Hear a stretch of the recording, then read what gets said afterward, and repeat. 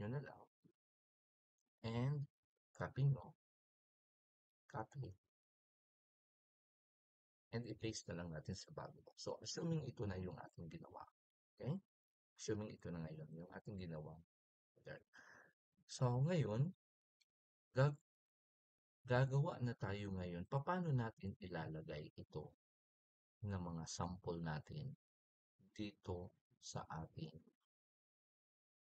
uh, design pattern. Kumbaga, ito yung ating 1.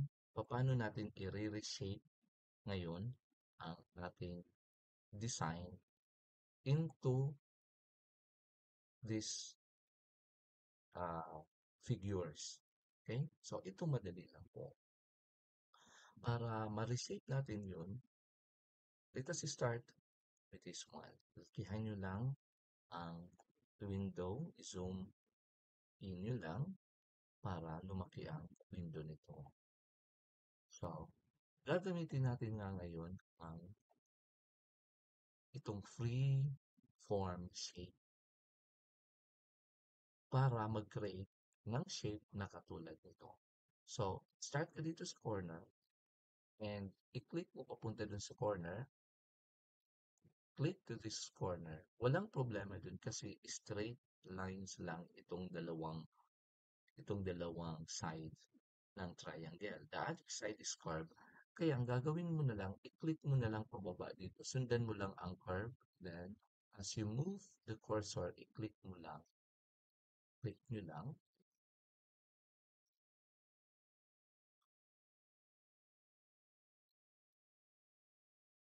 Until dumating kayo doon sa first point mo dito sa corner. Lalabas ngayon, iyan, color na yan. Okay? So ngayon, aalisin natin no fill. Hayaan nyo lang muna kung hindi perfect. This is for the purpose of demonstration natin. Okay, next. Ito yung sinasabi ko kanina na ito ay congruent dito. So, gagawin ko na lang is ito na una kong ginawa.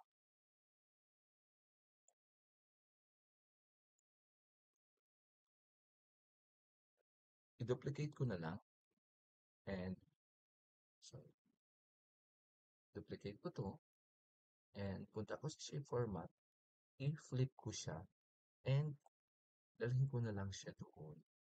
So,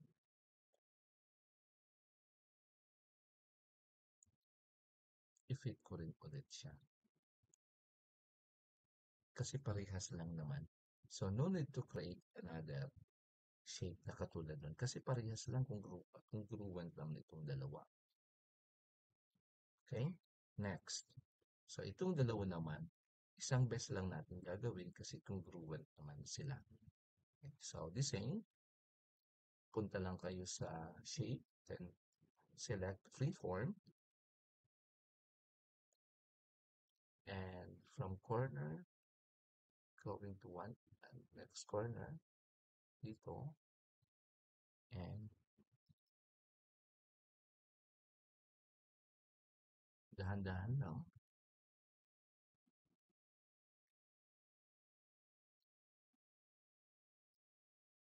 Okay, then, yun. So, the same, pag lumabas na yan, ang color na yan, no fill, no fill, and duplicate na lang ulit, flip, no, and i-fit nyo ulit siya doon sa